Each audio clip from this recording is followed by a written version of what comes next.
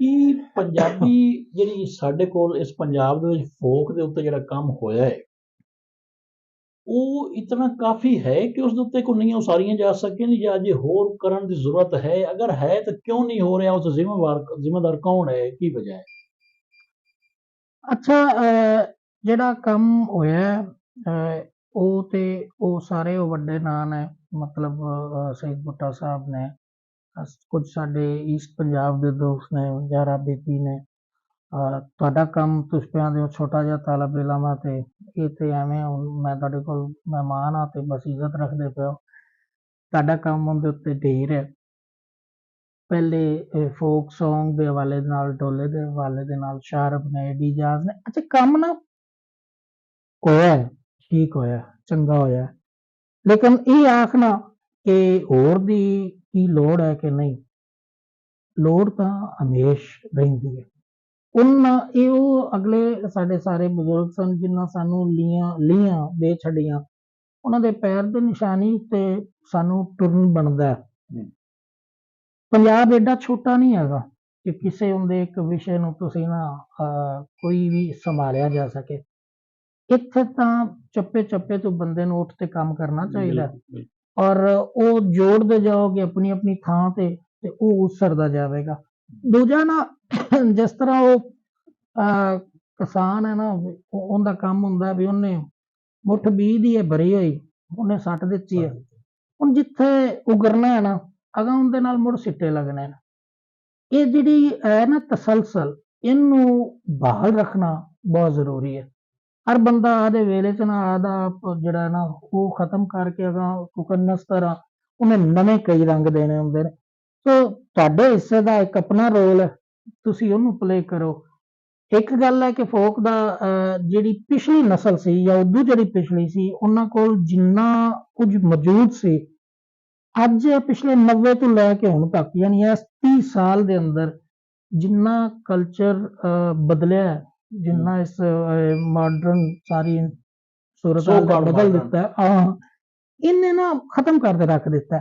ਲੇਕਿਨ ਹੁਣ ਨਾ ਮੈਂ ਇੱਕ ਚੀਜ਼ ਜ਼ਰੂਰ ਸਮਝਣਾ ਕਿ ਕੋਈ ਬੰਦਾ ਬੈਠਾ ਹੋਇਆ ਨਾ ਸਿਰਫ ਕਲਾਸਿਕ ਦੇ ਵਿੱਚ ਜੀਵੇ, ਨੌਸਟੈਲਜੀਆ ਦੇ ਅੰਦਰ, ਉਹ ਜ਼ਮਾਨੇ ਤੋਂ ਵੀ ਢੇਰ ਪਿਛਾ ਹੈ। ਲੇਕਿਨ ਕੋਈ ਬੰਦਾ ਆਦੀ ਰੀਤ ਨੂੰ ਛੱਡ ਕੇ ਬਹੁਤ ਮਾਡਰਨ ਹੋ ਕੇ ਜੀਵੇ ਦਾ, ਟੁੱਟ ਹੋ ਵੀ ਜਾਵੇਗਾ।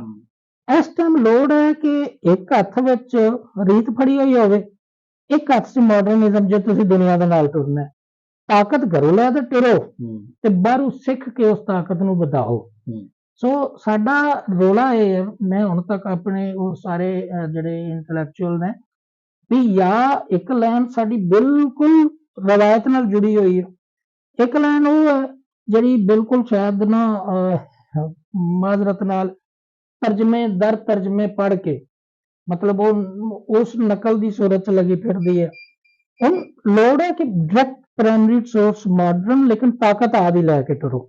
ਸੋ ਇਸ ਤਰ੍ਹਾਂ ਫੋਕ ਔਰ ਫੋਕ ਦੀਆਂ ਸਾਰੀਆਂ ਸ਼ਕਲਾਂ ਸਾਨੂੰ ਨਵੇਂ ਜ਼ਮਾਨੇ 'ਚ ਵੱਡੀਆਂ ਤਾਕਤਾਂ ਦੇਵਣਗੀਆਂ, ਤਾਂ ਹੀ ਅਸੀਂ ਪੰਜਾਬੀ ਲਿਟਰੇਚਰ ਨੂੰ ਦੁਨੀਆ ਦੇ ਕਿਸੇ ਲਿਟਰੇਚਰ ਦੇ ਸਾਹਮਣੇ ਖਲਵਾ ਸਕਨੇ। ਅੱਛਾ ਡਾਕਟਰ ਸਾਹਿਬ, ਇਹਦੇ ਵਿੱਚ ਇੱਕ ਸਵਾਲ ਇਹ ਵੀ ਆਉਂਦਾ ਹੈ ਕਿ ਜਿਹੜੀ ਫੋਕ ਰਿਸਰਚ ਹੈ ਇਹ ਤਨਜ਼ੀਮਾਂ ਕਰਦੀਆਂ ਨੇ, ਇੱਕ ਬਹੁਤ ਸਾਰੇ ਲੋਕ ਇਕੱਠੇ ਹੋ ਕਰਦੇ ਨੇ, ਜਾਂ ਕੋਈ ਯੂਨੀਵਰਸਿਟੀ ਕਰਵਾਵੇ, ਜਾਂ ਉਸ ਦੇ ਵਿੱਚ ਜਿਹੜੀਆਂ ਜਿਵੇਂ ਪੰਜਾਬ ਇੰਸਟੀਚਿਊਟ ਸਾਡੇ ਕੋਲ ਬਣਿਆ ਉਹ ਕੋਈ ਇਸ ਤਰ੍ਹਾਂ ਕਰਵਾਵੇ। ਸਾਡੇ ਕੋਲ ਕੋਈ ਫੋਕ ਜਿਸ ਨੇ ਕੀਤਾ ਹੈ ਉਸਨੇ ਆਪਣੇ ਇੰਟਰਸਟ ਬੇਸ ਤੇ ਕੀਤਾ ਹੈ, ਆਪਣੀ ਧਰਤੀ ਨਾਲ ਜੁੜਾ ਦੇ ਬੇਸ ਤੇ ਕੀਤਾ ਹੈ, ਉਸ ਨੂੰ ਸਪੋਰਟ ਨਹੀਂ ਕੀਤਾ ਗਿਆ ਜਿਵੇਂ ਇੰਟਰਨੈਸ਼ਨਲ ਸਟਾਈਲ ਦੇ ਵਿੱਚ ਕੀਤਾ ਜਾਂਦਾ ਹੈ। ਜਿਹੜੀ ਯੂਨੀਵਰਸਿਟੀਆਂ ਵਿੱਚ ਹੁਣ ਰਿਸਰਚ ਹੋ ਰਹੀ ਹੈ, ਤੁਸੀਂ ਆਪ ਮਾਸ਼ਾਅੱਲਾ ਯੂਨੀਵਰਸਿਟੀ ਬੈਠੇ ਹੋ, ਥੀਸਿਸ ਵੀ ਕਰਵਾ ਰਹੇ ਹੋ, ਜਿਹੜੀ ਹੁਣ ਰਿਸਰਚ ਹੋ ਰਹੀ ਹੈ ਉਸ ਤੋਂ ਮੁਤਮਿਨ ਹੋ ਤੁਸੀਂ? ਅੱਛਾ, ਨਹੀਂ, ਇਸ ਸੂਰਤ ਦੇ ਵਿੱਚ ਤੇ ਹਮੇਸ਼ਾ ਕਹਿੰਦੇ ਨੇ ਨਾ ਕਿ ਉਹ ਜਿਹੜਾ ਇਤਮਾਨਾਨ ਹੈ ਨਾ ਉਹ ਬੰਦੇ ਕੋਲੋਂ ਕੁਝ ਖੋ ਕੇ ਲੈ ਜਾਂਦਾ, ਬੇਚੈਨੀ ਕੁਝ ਦਿੰਦੀ ਹੈ। ਤੁਸੀਂ ਹਮੇਸ਼ਾ ਅੱਗੇ ਤੋਂ ਅੱਗੇ ਦੀ ਕੋਸ਼ਿਸ਼, ਜਾਂ ਤੁਹਾਨੂੰ ਕੁਝ ਜਿਹੜਾ ਨਾ ਨਾ ਨਸ਼ਾਵਾਂ ਤੇ ਨਾ ਹੀ ਹੋਵੇਗਾ ਤੇ ਅਗਾਂ ਟੁਰੋਗੇ। ਦੂਸਰੀ ਗੱਲ ਇਹ ਹੈ ਕਿ ਏਡੇ ਵੱਡੇ ਰਿਸਰਚ ਦੇ ਹਵਾਲੇ ਦੇ ਨਾਲ ਜਿਹੜਾ ਅਦਾਰਿਆਂ ਦਾ ਬਣਨਾ, ਉਹਦੇ ਵਿੱਚ ਸਾਹਬ ਫੰਡਿੰਗ ਮੇਨ ਸ਼ੈ, ਪਹਿਲੀ ਗੱਲ ਇਹ ਫੰਡ, ਤੇ ਦੂਜੀ ਗੱਲ ਬੰਦਾ ਵੀ ਅਜਿਹਾ ਜਿਹੜਾ ਕਮਿਟਡ ਹੋਵੇ, ਜਾਣਦਾ ਹੋਵੇ ਇਸ ਚੀਜ਼ ਜਾਣਦਾ ਨੂੰ। ਹੋਵੇ ਸ਼ੈ ਨੂੰ, ਫਿਰ ਕਮਿਟਡ ਹੋਵੇ, ਫਿਰ ਉਸ ਕੰਮ ਨੂੰ ਕਰੇ ਔਰ ਅੱਗੇ ਲੈ ਕੇ ਤੁਰੇ। ਸਾਡੇ ਕੋਲ ਮਤਲਬ ਸੈਫ ਰਹਿਮਾਨ ਡਾਰ ਸਾਹਿਬ ਦਾ ਜਿਹੜਾ ਕੰਮ ਹੈ, Yeah. ਉਹਨਾਂ ਇੰਨਾ ਉੱਥੇ ਜਾ ਕੇ ਵੇਖੋ ਕਿ ਇਹ ਉਹਨਾਂ ਮਿਹਨਤ ਆਪ ਕੀਤੀ, ਬਕਾਇਦਾ ਅਦਾਰਿਆਂ ਵੀ ਮਤਲਬ ਕਿ ਉਹਨਾਂ ਦੇ ਨਾਲ ਕੀਤਾ। ਉਹਨਾਂ ਦੇ ਉੱਤੇ ਇੱਕ ਨਾ ਐਮਫਿਲ ਦਾ ਥੀਸਿਸ ਕਰਵਾਇਆ, ਉਹ ਸਾਡੇ ਭੱਟ ਸਾਹਿਬ ਨੇ ਬਹੁਤ ਸੋਹਣਾ, ਯੂਸਫ ਭੱਟ ਸਾਹਿਬ ਐਮਫਿਲ ਦਾ ਕੰਮ ਕੀਤਾ। ਅੱਛਾ, ਕਈ ਚੀਜ਼ਾਂ ਉਹਨਾਂ ਦੇ ਇੰਟਰਵਿਊ ਦੇ ਜ਼ਰੀਏ ਵੀ ਪਤਾ ਲੱਗਿਆ ਕਿ ਉਹ ਕਿਵੇਂ ਕਿਵੇਂ ਔਖੇ ਹੋਏ, ਕਿਸ ਤਰੀਕੇ ਨਾਲ ਕੰਮ ਕੀਤਾ, ਲੇਕਿਨ ਉਹਨਾਂ ਦੀ ਹੈਲਪ ਵੀ ਗਵਰਨਮੈਂਟ ਨੇ ਕੀਤੀ। ਅੱਛਾ, ਬਾਕੀ ਰਹਿ ਗਿਆ ਸਾਡੇ ਕੋਲ ਪਿਲਾਕ ਦੀ ਸੂਰਤ ਐਸੀ, ਜਾਂ ਯੂਨੀਵਰਸਿਟੀਆਂ ਦੀ ਐਸੀ। ਯੂਨੀਵਰਸਿਟੀਆਂ ਦੇ ਅੰਦਰ ਤੇ ਇੱਕ ਸਟੂਡੈਂਟ ਨੂੰ ਉਸਤਾਦ ਜਿਹੜਾ ਨਾ ਉਹ ਕਿਸ ਹੱਦ ਤੱਕ ਕਰ ਸਕਦਾ ਹੈ, ਉਹਦਾ ਇੰਟਰਸਟ ਪੈਦਾ ਕਿਹੜੇ ਟਾਪਿਕ 'ਚ ਹੈ, ਉਹਨੂੰ ਵੇਖੇ, ਉਹਨੂੰ ਉਹ ਟਾਪਿਕ ਦੇਵੇ, ਉਹਦੇ ਉੱਤੇ ਜਿਵੇਂ ਫਿਰ ਤੁਹਾਡਾ ਸਾਡਾ ਕੀਤਾ ਗਿਆ ਮੁਰਸ਼ਿਦ ਹਾਂ, ਡਾਕਟਰ ਸੈਦ ਬਿਲਕੁਲ। ਬੁੱਟਾ ਸਾਹਿਬ ਨੇ ਅਸੀਂ ਇਸ ਫੋਕ ਦੇ ਬਲ ਪਾਸੇ ਤੁਰੇ, ਲਾਇਆ, ਔਰ ਸਾਡੇ ਅੰਦਰ ਉਹ ਸਵਾਲ ਜਿਵੇਂ ਉਹਨਾਂ ਨੇ ਜਗਾਵਨਾ ਖੋਦ ਕੇ ਹੁੰਦਾ ਹੈ ਨਾ, ਪਾਇਆ, ਜਾਗ ਬਿਲਕੁਲ। ਲਾਈ ਸਾਨੂੰ। ਕਿ ਜਾਗ ਹੀ ਫਿਰ ਅੱਗੇ ਟੁਰਦੀ ਹੁੰਦੀ ਹੈ ਨਾ। ਉਹ ਸਾਰਾ ਰੋਲ ਪੇ ਉਸਤਾਦ ਕਰਦੇ ਪਏ ਨੇ।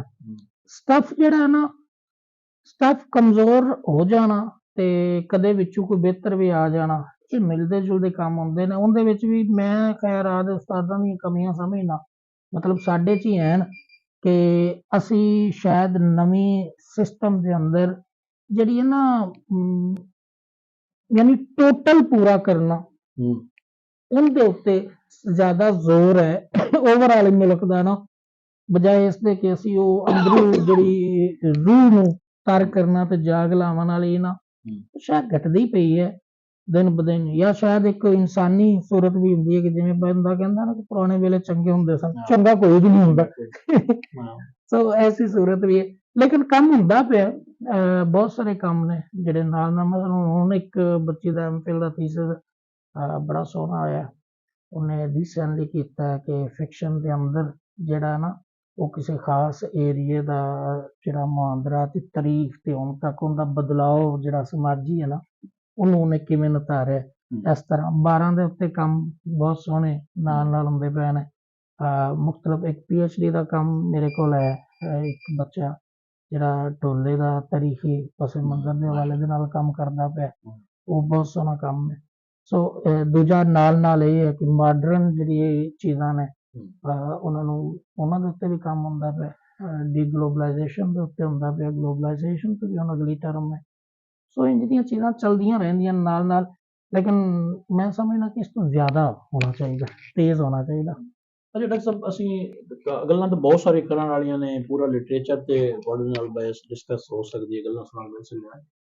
ਇੱਕ ਐਵੇਂ ਮੁਖਤਸਰ ਜੇ ਪੰਜਾਬੀ ਤਹਿਰੀਕ ਬਾਰੇ, ਕਿ ਜਿਹੜੀ ਪੰਜਾਬੀ ਤਹਿਰੀਕ ਹੁਣ ਜਿਸ ਮਕਾਮ ਤੇ ਪਹੁੰਚੀ ਖਲੋਤੀ, ਔਰ ਪੰਜਾਬੀ ਤਹਿਰੀਕ ਦਾ ਮੇਰੇ ਖਿਆਲ ਵਿੱਚ ਇੱਕ ਹੀ ਮੇਨ ਮਕਸਦ ਹੈ ਕਿ ਜਿਹੜਾ ਪੰਜਾਬੀ ਜ਼ਬਾਨ ਨੂੰ ਜਿਹੜੀ ਮੁੱਢਲੀ ਤਾਲੀਮ ਹੈ ਉਸ ਦਾ ਵਸੀਲਾ ਬਣਾਇਆ ਜਾਵੇ। ਸਾਡਾ ਬੱਚਾ ਆਪਣੀ ਬੇਸਿਕ ਤਾਲੀਮ ਜਿਹੜੀ ਹੈ ਉਹ ਆਪਣੀ ਮਾਦਰੀ ਜ਼ਬਾਨ ਵਿੱਚ ਹਾਸਲ ਕਰੇ, ਔਰ ਇਹ ਇੰਟਰਨੈਸ਼ਨਲ ਰੂਲ ਵੀ ਹੈ, ਕੋਈ ਅਜਿਹੀ ਮੰਗ ਨਹੀਂ ਹੈ ਕਿ ਜਿਹੜੀ ਕਿ ਬਹੁਤ ਵੱਡੀ ਜਾਤੀ। ਕੀ ਸਮਝਦੇ ਹੋ ਕਿ ਤਹਿਰੀਕ ਉਸ ਸਟੇਜ ਤੇ, ਉਸ ਲੈਵਲ ਤੇ ਪਹੁੰਚ ਚੁੱਕੀ ਹੈ ਕਿ ਇਹ ਸਾਡਾ ਖਾਬ ਜਿਹੜਾ ਹੈ ਪੰਜਾਬੀਆਂ ਦਾ, ਉਹਨਾਂ ਨੂੰ ਉਹ ਪੂਰਾ ਹੁੰਦਾ ਤੁਹਾਨੂੰ ਨਜ਼ਰ ਆ ਰਿਹਾ ਹੈ? ਪਹਿਲੇ ਨਾਲੋਂ ਫਰਕ ਹੈ, ਦਿਨ ਬ ਦਿਨ ਬਿਹਤਰੀ ਹੈ। ਮਸਲਨ ਅਸੀਂ ਹੁਣ ਇਹਨੂੰ ਇਸ ਹਵਾਲੇ ਨਾਲ ਵੇਖ ਲਈਏ ਨਾ ਕਿ ਪਿਛਲੇ ਕਈ ਸਾਲਾਂ ਤੋਂ, ਮਤਲਬ ਮੈਂ 10 ਸਾਲ ਤੋਂ ਤੇ ਮੈਂ ਤੁਹਾਡੇ ਹਵਾਲੇ ਦੇ ਨਾਲ, ਇਸ ਕਾਲਜ ਦੇ ਹਵਾਲੇ ਨਾਲ ਹੀ ਵੇਖ ਰਿਹਾ ਕਿ ਜਿੰਨਾ ਐਕਟਿਵਿਜ਼ਮ ਹੈ ਇੱਥੇ, ਉਹ ਪੰਜਾਬੀ ਮੂਵਮੈਂਟ ਨਾਲ ਤਾਂ ਫਿਰ ਬੱਚਾ ਔਰ ਸਮਾਜ ਜੁੜ ਜਾਂਦਾ ਹੈ ਨਾ ਪੰਜਾਬੀ ਦੇ ਇੰਟਰਸਟ ਦੇ ਲਈ। ਔਰ ਬਾਕੀ ਸ਼ਾਵਾਂ ਲਈ ਤੁਸੀਂ ਘੁੰਬਰ ਮਤਲਬ ਬੜਾ ਕਮਾਲ ਦਾ ਬੱਚਿਆਂ ਨੂੰ ਟ੍ਰੇਨ ਕੀਤਾ ਹੈ, ਢੋਲੇ ਬੜੇ ਆਖਦੇ ਨੇ। ਬਾਕੀ ਇੱਕ ਮਾਹੌਲ ਹੈ ਜਿਹੜਾ ਉਹਨਾਂ ਨੂੰ ਸ਼ੌਰ ਦੇ ਰਿਹਾ। ਅੱਛਾ, ਇਸੇ ਤਰੀਕੇ ਦੇ ਨਾਲ ਨਾ ਕਈ ਨਿੱਕੇ ਨਿੱਕੇ ਸ਼ਹਿਰਾਂ 'ਚ ਕਈ ਤਨਜ਼ੀਮਾਂ ਨੇ ਜਿਹੜੀਆਂ ਕਿ ਨਵੇਂ ਮੁੰਡੇ ਹੁਣ ਕੰਮ ਕਰਦੇ ਪਏ ਨੇ।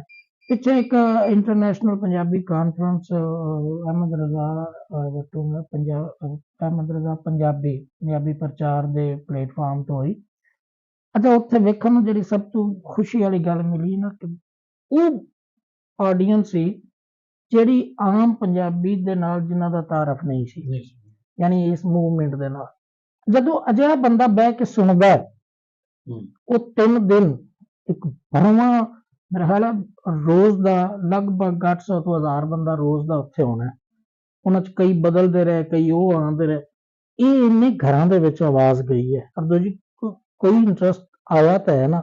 ਅੱਛਾ, ਕਈ ਆਰਗੇਨਾਈਜ਼ਰ ਸਨ, ਦਿਆਲ ਸਿੰਘ ਦੇ ਕੁਝ ਬੱਚੇ ਮੈਨੂੰ ਮਿਲੇ, ਬੱਚੇ ਬੱਚੀਆਂ ਸਨ। ਅੱਛਾ, ਉਹ ਨਾ ਪੰਜਾਬੀ 'ਚ ਗੱਲਾਂ ਕਰਦੇ ਫਿਰਦੇ ਸਨ। ਆ ਕੇ ਮੈਨੂੰ ਬੁਲਾਉਣਾ, ਮੈਂ ਪੁੱਛਿਆ, ਕਹਿੰਦੇ ਸਰ ਅਸੀਂ ਉਸ ਦਿਨ ਦੀ ਜਿਸ ਦਿਨ ਦਾ ਪਹਿਲੇ ਦਿਨ ਆਏ ਤਾਂ ਪਹਿਲੇ ਅਸੀਂ ਆਉਣ ਦੇ ਪੈਸਾ ਕਿ ਨਹੀਂ, ਲੇਕਿਨ ਜਦੋਂ ਵਾਪਸ ਗਏ ਤੇ ਹੁਣ ਅਸੀਂ ਉੱਥੇ ਕਾਲਜ ਦੇ ਵਿੱਚ ਵੀ ਬੋਲਨੇ ਆ। ਔਰ ਹੁਣ ਇਹ ਹੈ ਕਿ ਹੁਣ ਅਸੀਂ ਆਪਣੇ ਸਾਥੀਆਂ ਨੂੰ ਆਖਿਆ ਕਿ ਅਸੀਂ ਇੱਕ ਇੰਜ ਦਾ ਪੰਜਾਬੀ ਦਾ ਪ੍ਰੋਗਰਾਮ ਆਦਾ ਵੀ ਕਰਾਈਏ। ਉਹ ਇੱਕ ਡਰਾਮੇ ਦੀ ਸੂਰਤ ਦੇ ਵਿੱਚ, ਕਾਨਫਰੰਸ ਦੀ ਸੂਰਤ ਦੇ ਵਿੱਚ।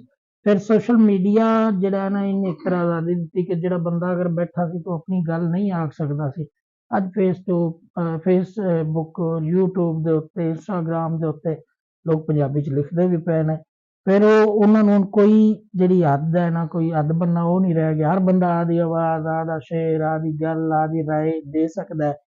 ਮੀਡੀਆ ਦੇ ਚੈਨਲ ਪਹਿਲੇ ਨਾਲੋਂ ਬਹੁਤ ਜ਼ਿਆਦਾ ਖੁੱਲ ਹੋ ਗਈ ਹੈ ਉਹਦੇ ਉੱਤੇ। ਮੈਂ ਸਮਝਦਾ ਕਿ ਮੂਵਮੈਂਟ ਅੱਗੇ ਨਾਲੋਂ ਬਿਹਤਰ ਹੈ ਔਰ ਹੋ ਜਾਵੇਗੀ। ਸਿਰਫ ਸਰਕਾਰਾਂ ਨੂੰ ਵੇਖਣ ਦੀ ਲੋੜ ਹੈ, ਬਲਕਿ ਉਹਨਾਂ ਨੂੰ ਸਮਝਣ ਦੀ ਲੋੜ ਹੈ ਕਿ ਅਸੀਂ ਅਗਰ ਆਪਣੀ ਕੌਮ ਨੂੰ ਅੱਗੇ ਲਿਜਾਣਾ ਹੈ ਤੇ ਇਹਨਾਂ ਨੂੰ ਇਹ ਹੱਕ ਦਿੱਤਾ ਜਾਵੇ। ਔਰ ਪਤਾ ਨਹੀਂ ਉਹਨਾਂ ਨੂੰ ਕਿਉਂ ਨਹੀਂ ਸਮਝ ਆਉਂਦੀ। ਇਹ ਨਹੀਂ ਇੱਕ ਅਲੱਗ ਬਹਿਸ ਹੈ ਕਿ ਜਿਹੜੀ ਸਾਰੇ ਲੋਕਾਂ ਦੀ ਆਵਾਜ਼ ਹੈ ਉਹ ਹਾਲਾਂਕਿ ਹੁੰਦਾ ਇੰਜ ਹੈ ਕਿ ਲੋਕਾਂ ਦੀ ਜਿਹੜੀ ਆਵਾਜ਼ ਹੁੰਦੀ ਹੈ ਹਕੂਮਤ ਉਸ ਤਰ੍ਹਾਂ ਮੋਲਡ ਹੋ ਜਾਂਦੀ ਹੈ, ਹਕੂਮਤ ਉਹ ਕੰਮ ਕਰਦੀ ਹੈ। ਔਰ ਇਤਨੇ ਅਰਸੇ ਤੋਂ ਪੰਜਾਬੀ ਤਹਿਰੀਕ ਚੱਲ ਰਹੀ ਹੈ ਕਿ ਲੇਕਿਨ ਹਕੂਮਤੀ ਲੈਵਲ ਤੇ ਉਹ ਅਜੇ ਉਹ ਸੀਰੀਅਸਨੈਸ ਜਿਹੜੀ ਹੈ ਉਹ ਨਜ਼ਰ ਨਹੀਂ ਆ ਰਹੀ। ਤੇ ਨੁਮਾਇੰਦੇ ਵੀ ਸਾਡੇ ਆਪਣੇ ਨੇ, ਉਹ ਸਾਰੇ ਵੀ ਅਸੀਂ ਆਪ ਮੁੰਤਖਬ ਕਰਕੇ ਅਸੈਂਬਲੀਆਂ 'ਚ ਭੇਜਦੇ ਹਾਂ, ਪੰਜਾਬੀ ਨੇ। ਔਰ ਇਹ ਵੀ ਬੜਾ ਅਜੀਬ ਜਿਹੀ ਸੂਰਤ ਹਾਲ ਹੈ ਕਿ ਵੋਟ ਮੰਗਣ ਵਾਸਤੇ ਆਪਣੀ ਮਾਦਰੀ ਜ਼ਬਾਨ ਇਸਤੇਮਾਲ ਕਰਦੇ ਨੇ, ਜਦੋਂ ਉੱਥੇ ਪਹੁੰਚ ਜਾਂਦੇ ਨੇ ਉਦੋਂ ਉਹਨਾਂ ਨੂੰ ਜ਼ਬਾਨ ਹੀ ਵਿਸਰ ਜਾਂਦੀ ਹੈ ਔਰ ਸਾਰਾ ਉਹਨਾਂ ਦਾ ਕਲਚਰ ਹੀ ਵਿਸਰ ਜਾਂਦਾ ਹੈ ਕਿਸੇ ਕਿਸ ਕਲਚਰ ਚੋਂ ਆਏ। ਔਰ ਸਾਨੂੰ ਉੱਥੇ ਬੋਲਦੇ ਮੁਆਜ਼ਰਤ ਨਾਲ, ਉੱਥੇ ਬੋਲਦੇ ਤੇ ਇੰਜ ਲੱਗਦਾ ਨਹੀਂ ਸਾਡੇ ਨੁਮਾਇੰਦੇ ਹੀ ਨਹੀਂ, ਅਸੀਂ ਪਤਾ ਨਹੀਂ ਕਿਹਨੂੰ ਮੁੰਤਖਬ ਕਰ ਦਿੱਤਾ ਹੈਗਾ। ਇਹ ਵੀ ਤਾਂ ਅਜੀਬ ਜਿਹੀ ਸੂਰਤ ਹਾਲ ਸਾਡੇ ਕੋਲ ਇਹ ਹਾਲਾਂਕਿ ਇਹਦੇ ਵਿੱਚ ਦੁਨੀਆ ਦੇ ਵਿੱਚ ਜਿੰਨੀਆਂ ਕੌਮਾਂ ਨੇ ਤਰੱਕੀ ਕੀਤੀ ਹੈ ਨਾ, ਉਹਨਾਂ ਆਪਣੀ ਬੋਲੀ ਦੇ ਜ਼ਰੀਏ ਤਾਲੀਮ ਨਾਲ ਜ਼ਿਆਦਾ ਕੀਤੀ ਹੈ। ਉਹਦੀਆਂ ਕਈ ਸ਼ਕਲਾਂ ਮੌਜੂਦ ਨੇ। ਮਤਲਬ ਜਿਹੜਾ ਪੋਸਟ ਕਾਲੋਨੀ ਦੀ ਸੂਰਤ ਜਿੱਥੇ ਵੀ ਹੋਈ ਹੈ ਨਾ, ਉਹਨਾਂ ਆਪਣੇ ਆਪ ਨੂੰ ਕਈ ਹਵਾਲਿਆਂ ਨਾਲ ਸੰਭਾਲਿਆ ਔਰ ਉਹਨਾਂ ਦੇ ਵਿੱਚੋਂ ਇੱਕ ਬੋਲੀ ਆਪਣੀ ਜ਼ਬਾਨ ਦੀ ਵੀ ਸੂਰਤ ਸੀ। ਇਹਨਾਂ ਨੂੰ ਪਤਾ ਇਸ ਗੱਲ ਦਾ ਕਿ ਅਗਰ ਇਹ ਹੱਕ ਮਿਲਣਗੇ ਨਾ ਤੇ ਬੋਲੀ ਦੇ ਨਾਲ ਓਵਰਆਲ ਮੁਲਕ ਨੂੰ ਬਹੁਤ ਫਾਇਦਾ। ਹਰ ਬੰਦਾ ਉਹ ਜਦੋਂ ਕੋਈ ਬੱਚਾ 13-14 ਸਾਲ ਦੀ ਉਮਰ 'ਚ ਉਹਦੇ ਕਨਸੈਪਟ ਬਹੁਤ ਤਗੜੇ ਹੋ ਜਾਣਗੇ ਨਾ, ਆਦੀ ਬੋਲੀ ਦੇ ਕਨਸੈਪਟ ਤਗੜੇ ਹੋਣਗੇ ਤੇ ਦੁਨੀਆ 'ਚ ਕੋਈ ਵੀ ਦੂਜੀ ਜ਼ਬਾਨ ਸਿੱਖਣੀ ਉਹਦੇ ਲਈ ਔਖੀ ਨਹੀਂ ਰਹਿ ਜਾਂਦੀ। ਅਸੀਂ ਕਨਸੈਪਟ ਉਹਦੇ ਤੋੜ ਕੇ, ਮੈਂ ਜਿਵੇਂ ਪਹਿਲੇ ਅਰਜ਼ ਕੀਤਾ, ਅਸੀਂ ਰੱਟੇ ਤੇ ਲਾਣੇ, ਅਸੀਂ ਮਿੱਠੂ ਤੋਤੇ ਤਾਂ ਬਣਾ ਛੱਡਨੇ। ਹੁਣ ਸੋਚਣ ਵਾਲੀ ਗੱਲ ਨਹੀਂ ਹੈਗੀ। ਜੋ ਆਖੀ ਜਾਓ ਉਹਨੇ ਵੀ ਆਖੀ ਜਾਣਾ, ਜਿਹੜਾ ਉਹਨੂੰ ਸੁਣਿਆ ਉਹਨੇ ਉਹ ਬੋਲੀ ਜਾਣਾ। ਮਜਬੂਰੀ ਕੋਰਸ ਦੀ ਮਜਬੂਰੀ ਹੈ ਉਸਨੇ। ਅਸੀਂ ਆਪ ਰੱਟੇ ਨਾਲ ਅਬੂ ਬਿਨ ਅਦਮ ਨੂੰ ਰੱਟੇ ਲਾ ਕੇ ਉਹ ਅਜੇ ਤੱਕ ਸਮਝ ਕੋਈ ਨਹੀਂ ਆਉਂਦੀ ਟੋਕੀ। ਅਸੀਂ ਆਪ ਸੋਚਦੇ ਪੰਜਾਬੀ ਚਾਹੇ ਕਦੀ ਐਸਾ ਵਾਹ ਪੈ ਜਾਵੇ, ਪਹਿਲੇ ਨੂੰ ਪੰਜਾਬੀ ਸੋਚਦੇ ਹਾਂ, ਪੰਜਾਬੀ ਜਦੋਂ ਉਰਦੂ ਤਰਜਮਾ ਕਰਦੇ ਹਾਂ, ਉਰਦੂ ਤਰਜਮਾ ਇੰਗਲਿਸ਼ ਕਰਦੇ ਹਾਂ, ਜਿਸ ਟਾਈਮ ਉਹ ਤਰਜਮਾ ਹੋ ਜਾਂਦਾ ਹੈ ਅਸਲ ਗੱਲ ਹੀ ਵਿੱਚ ਕੋਈ ਨਹੀਂ ਆਉਂਦੀ ਕਿ ਕਰਨਾ ਕੀ ਹੈ। ਇਹ ਤਾਂ ਬੜੀ ਵੱਡਾ ਦਰੋਹ ਕ੍ਰੀਏਟਿਵਨੈਸ ਦੇ ਵਿੱਚ ਇਹ ਸਭ ਤੋਂ ਵੱਡੀ ਹਰਡਲ ਹੁੰਦੀ ਹੈ। ਜਿਵੇਂ ਜਿਸ ਵੇਲੇ ਤੁਸੀਂ ਨਾ ਲੈਂਗੁਏਜ ਦੇ ਰੋਲੇ 'ਚ ਪੈ ਜਾਂਦੇ ਹੋ। ਕ੍ਰੀਏਟਿਵਨੈਸ ਤੇ ਵੇਖੋ ਨਾ, ਫੋਕ 'ਚ ਤਾਕਤ ਤਾਂ ਕਿ ਜੋ ਦਿਲ ਆਇਆ ਉਹਨਾਂ ਆਖਿਆ ਤੇ ਉਹ ਚੋਖਾ ਤਗੜਾ ਸੀ। ਅੱਛਾ, ਜਿਸਲੇ ਸਾਨੂੰ ਕੋਈ ਥੀਮ ਤੇ ਲੱਭ ਜਾਂਦਾ, ਐਸਾ ਆਈਡੀਆ ਦੇਣ ਚ ਆਉਂਦਾ, ਯਾਰ ਇਹਦੇ ਤੇ ਕੁਝ ਆਖਣਾ ਹੈ, ਹੁਣ ਆਖਣਾ ਤਾਂ ਕਿਵੇਂ ਆਖੀਏ, ਹੁਣ ਰੌਲਾ ਪੈ ਜਾਂਦਾ। ਕਈ ਵਾਰੀ ਨਾ ਸਟੂਡੈਂਟ ਰਿਸਰਚ ਦੇ ਜਦੋਂ ਕੋਈ ਅਸਾਈਨਮੈਂਟ ਜਾਂ ਕੋਈ ਥੀਸਿਸ ਆਉਂਦੇ ਨੇ, ਜੀ ਗੱਲ ਦੀ ਸਮਝ ਆਈ ਖੜੀ ਹੈ, ਸ਼ੁਰੂ ਕਿੱਥੋਂ ਕਰੀਏ, ਉਹਨੂੰ ਸ਼ੁਰੂ ਕਿੱਥੋਂ ਕਰੀਏ, ਇਹ ਇੱਕ ਰੌਲਾ ਉਹਨਾਂ ਨੂੰ ਫਿਰ ਆਖਰ ਇਹ ਹੀ ਹੁੰਦਾ ਨਾ ਕਿ ਉਹ ਰੱਟੇ ਵਾਲੇ ਸਾਰੇ ਸਿਲਸਿਲੇ 'ਚ ਉਹ ਆਉਂਦੇ ਪੈਣ। ਆਮ ਗੱਲਾਂ ਕਰਨ ਲੱਗਿਆ ਤਾਂ ਸਾਨੂੰ ਨਹੀਂ ਪਤਾ ਲੱਗਦਾ ਸ਼ੁਰੂ ਕਿੱਥੋਂ ਕਰੀਏ, ਟਕ ਟਕ ਸ਼ੁਰੂ ਹੋ ਜਾਂਦੇ ਤੇ ਉਹ ਰੌਲਾ ਸਾਰਾ ਬੋਲੀ ਦਾ। ਔਰ ਇਹ ਅਗਰ ਖੁੱਲ ਮਿਲੇਗੀ ਤੇ ਮੁਲਕ ਨੂੰ 10 ਸਾਲ ਬਹੁਤ ਨੇ ਜਿੰਦੇ ਵਿੱਚ ਮੁਲਕ ਕਿੱਥੇ ਤਰੱਕੀ ਜਾ ਪਾਵੇਗਾ। ਪਰ ਇਹਦੇ ਤੇ ਹੁਣ ਸਾਡੀ ਤਾਂ ਕੋਸ਼ਿਸ਼ ਹੀ ਹੈ। ਜਿਹੜੀ ਦੁਨੀਆ ਬੜੀ ਛੋਟੀ ਹੋ ਗਈ ਹੈ, ਸੋਸ਼ਲ ਮੀਡੀਆ ਨੇ ਬਿਲਕੁਲ ਦੁਨੀਆ ਨੂੰ ਬਹੁਤ ਛੋਟੇ ਕਰ ਦਿੱਤਾ ਹੈ। ਜਿਹੜੀ ਗਲੋਬਲਾਈਜੇਸ਼ਨ ਹੈ ਇਸ ਦੌਰ ਦੇ ਵਿੱਚ ਦੁਨੀਆ ਦੀ ਇੱਕ ਜ਼ਬਾਨ ਕੋਈ ਇੱਕ ਹੋ ਸਕਦੀ ਹੈ, ਹੂੰ ਔਰ ਉਹ ਯਕੀਨਨ ਇੰਟਰਨੈਸ਼ਨਲ ਜ਼ਬਾਨ ਜਿਹੜੀ ਹੈ ਅੰਗਰੇਜ਼ੀ ਹੈ। ਹੂੰ ਅੱਛਾ, ਇਹ ਸਾਰੇ ਸਿਨੈਰੀਓ ਦੇ ਵਿੱਚ ਜਿਹੜੀ ਸਾਡੇ ਵਰਗੀ ਦੇ ਲੋਕਲ ਦੇਸੀ ਜ਼ਬਾਨਾਂ ਨੇ ਜਿਤਨੀਆਂ ਨੇ, ਸਾਡੇ ਜਿਵੇਂ ਪੰਜਾਬੀ ਹੈ, ਇਹਨਾਂ ਦਾ ਮੁਸਤਕਬਲ ਤੁਸੀਂ ਕੀ ਵੇਖ ਰਹੇ ਹੋ? ਅੱਛਾ, ਗਲੋਬਲਾਈਜੇਸ਼ਨ ਦਾ ਜਦੋਂ ਨਵਾਂ ਇੱਕ ਫੇਜ਼ ਸਟਾਰਟ ਹੋਇਆ ਸੀ ਨਾ, ਅੱਛਾ ਉਹਦੇ ਵਿੱਚ ਦੋ ਤਰ੍ਹਾਂ ਦੇ ਹੈਗੇ ਸਨ ਆਈਡੀਏ। ਇੱਕ ਇਹ ਹੈ ਕਿ ਗਲੋਬਲਾਈਜੇਸ਼ਨ ਦੇ ਜੀ ਫਾਇਦੇ ਬਹੁਤ ਜ਼ਿਆਦਾ ਨੇ। ਅਸੀਂ ਇੱਥੋਂ ਬੈਠਾ ਹੋਇਆ ਸਾਰਾ ਕੁਝ ਕਰ ਸਕਦੇ ਹਾਂ ਜੀ, ਸਾਡੇ ਕੋਲ ਫਲਾਂ ਚੀਜ਼ ਵੀ ਆ ਗਈ, ਫਲਾਂ ਵੀ ਆ ਗਈ, ਮਾਰਕੀਟ ਕਿੱਥੇ ਵੱਧ ਗਈ, ਸਾਡੇ ਕੋਲ ਅਸੀਂ ਆਵਾਜ਼ ਕਿੱਥੇ ਪਹੁੰਚਾ ਸਕਦੇ ਹਾਂ, ਕਈ ਸਹੂਲਤਾਂ ਮੈਡੀਸਨ 'ਚ ਆ ਗਈ, ਆਈਟੀ ਦੀਆਂ ਸੇਵਾਵਾਂ ਆਈਆਂ। ਲੇਕਿਨ ਇੱਕ ਜਿਹੜਾ ਗਲੋਬਲਾਈਜੇਸ਼ਨ ਦੇ ਘਾਟੇ ਸਨ ਨਾ, ਉਹਨਾਂ 'ਚੋਂ ਇਹ ਹੈ ਕਿ ਗੱਲ ਤਾਂ ਸਾਰੀ ਸਰਮਾਏ ਦੀ ਹੈ। ਜਿਹਦੇ ਕੋਲ ਪੈਸਾ ਹੈ ਨਾ, ਉਹਨੇ ਨਿੱਕੇ ਨੂੰ ਖਾ ਜਾਣਾ ਸੀ। ਠੀਕ ਹੈ, ਸਾਡਾ ਮੋਚੀ ਮਰ ਗਿਆ ਜਿਸ ਲਈ ਕੋਈ ਉਂਦੀ ਲੰਦਨ ਟਾਈਪ ਸ਼ੈਵਾਂ ਆਈਆਂ। ਸਾਡੇ ਕੋਲ ਪੈਪਸੀ ਕੋਕ ਦੀਆਂ ਸਹੂਲਤਾਂ, KFC ਦੀਆਂ ਸਹੂਲਤਾਂ ਆਈਆਂ, ਇੱਕ ਪੂਰਾ ਕਲਚਰ ਹੀ ਲੱਗਿਆ ਗਿਆ।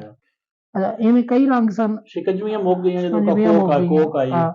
ਯਾਨੀ ਅਸੀਂ ਉਹ ਬਿਮਾਰੀਆਂ ਤੇ ਆਪਣੇ ਆਪ ਨੂੰ, ਰੁੱਖ ਸਭ ਤੋਂ ਵੱਡੇ ਵੇਖੋ ਨਾ, ਕਿ ਦੇਸੀ ਰੁੱਖ ਜਿਹੜਾ ਸੀ ਉਹਨੇ ਸਾਨੂੰ ਜਿਹੜਾ ਸਾਹ ਦੇਣਾ ਸੀ, ਉਹ ਸਾਹ ਉਹ ਸੀ ਜਿਹਦੇ 'ਚ ਸਾਡਾ ਜੀਵਨ ਸੀ। ਅਸੀਂ ਬਾਹਰੋਂ ਲਿਆ ਕੇ ਰੁੱਖ ਲਾਏ, ਉਹਦੇ ਤੇ ਪਰਿੰਦੇ ਵੀ, ਪੱਖੂ ਵੀ ਘੋਂਸਲੇ ਨਹੀਂ ਬਣਾਉਂਦੇ, ਉਹਨਾਂ ਦੇ ਆਲ੍ਹਣੇ ਨਹੀਂ ਹੁੰਦੇ। ਔਰ ਉਹਨਾਂ ਰੁੱਖਾਂ ਨਾਲ ਤਾਂ ਸਾਡੀਆਂ ਪੂਰਾ ਕਲਚਰ ਜੁੜੇ ਹੋਇਆ ਹੈ, ਪੂਰੀਆਂ ਯਾਦਾਂ ਜੁੜੀਆਂ ਹੋਈਆਂ ਨੇ, ਪੂਰੀ ਹਿਸਟਰੀਆਂ ਨੇ ਰੁੱਖਾਂ ਦੀਆਂ। ਔਰ ਰੁੱਖਾਂ ਦਾ ਨਾਂ ਤੇ ਪੰਜਾਬ ਵਿੱਚ ਕਿੰਨੇ ਪਿੰਡਾਂ ਦੇ ਨਾਮ ਨੇ। ਔਰ ਰੁੱਖਾਂ ਦੇਖੋ ਨਾ, ਕਲਚਰ ਤੋਂ ਜ਼ਿਆਦਾ ਸਾਡੀ ਸਾਇੰਸ ਜੁੜੀ ਹੋਈ ਹੈ। ਮਤਲਬ ਕਿਹੜਾ ਨਿੰਮ ਥੱਲੇ ਬਹਿੰਦੇ ਆ, ਪਿੱਪਲ ਥੱਲੇ ਬਹਿਣਾ, ਕਿਹੜੀ ਬਿਮਾਰੀ ਦਾ ਇਲਾਜ ਕਿੱਥੇ ਹੈ, ਉਸ ਹਵਾ ਦੇ ਵਿੱਚ ਉਸ ਰੁੱਖਾਂ ਦੇ ਫੁੱਲਾਂ ਦੀ ਖੁਸ਼ਬੂ ਵੀ ਸਾਨੂੰ ਤਗੜਾ ਕਰਦੀ ਹੈ। ਬਦਲੇ 'ਚ ਅਸੀਂ ਇਹ ਹੈ ਕਿ ਐਲਰਜੀ ਦੀਆਂ ਜਿੰਨੀਆਂ ਕਿਸਮਾਂ ਲਈਆਂ ਨੇ, ਉਹ ਉਸ ਫੁੱਲ ਬੂਟੇ ਤੋਂ ਲਈਆਂ ਨੇ ਜਿਹੜਾ ਸਾਡੀ ਧਰਤੀ ਦਾ ਨਹੀਂ ਸੀ। ਅੱਛਾ, ਇਹ ਗੱਲ ਉਵੇਂ ਹੀ ਹੈ ਜਿਵੇਂ ਮੈਂ ਵਾਪਸ ਆ ਕੇ ਤੁਹਾਡੇ ਸਵਾਲ ਵੱਲ ਮੁੜਨਾ ਕਿ ਬੋਲੀ ਜਿਸਲੇ ਛੋਟੇ ਕਲਚਰ ਤੇ ਛੋਟੀਆਂ ਜ਼ਬਾਨਾਂ ਨੂੰ ਖਾ ਜਾਵੇਗੀ ਨਾ, ਤੇ ਫਿਰ ਇਹ ਹੈ ਕਿ ਇੱਕੋ ਤਰ੍ਹਾਂ ਦੇ ਕਈ ਥਾਵਾਂ ਤੇ ਲੋਕ ਰਹਿਣ ਵਾਲੇ ਉਹ ਇਵੇਂ ਹੀ ਨੇ, ਜਿਵੇਂ ਅਸੀਂ ਪਹਿਲੀ ਗੱਲ ਕੀਤੀ ਸੀ ਕਿ ਉਹ ਆਪਣੀ ਹਜ਼ਾਰਾਂ ਸਾਲ ਦੀ ਟ੍ਰੈਡੀਸ਼ਨ ਤੇ ਵਿਜ਼ਡਮ ਨੂੰ ਮੁਕਾ ਕੇ ਨਾ ਇੱਕ ਨਵੇਂ ਰਿਬੋਟ ਦੇ ਤੌਰ ਤੇ ਆਉਣਗੇ। ਜਿਹੜਾ ਹੈ ਨਾ ਆਰਟੀਫਿਸ਼ਲ ਇੰਟੈਲੀਜੈਂਸ, ਮਤਲਬ ਇਹ ਹੁਣ ਦੌਰ ਅੱਗੇ ਹੁੰਦਾ ਹੈ ਨਾ।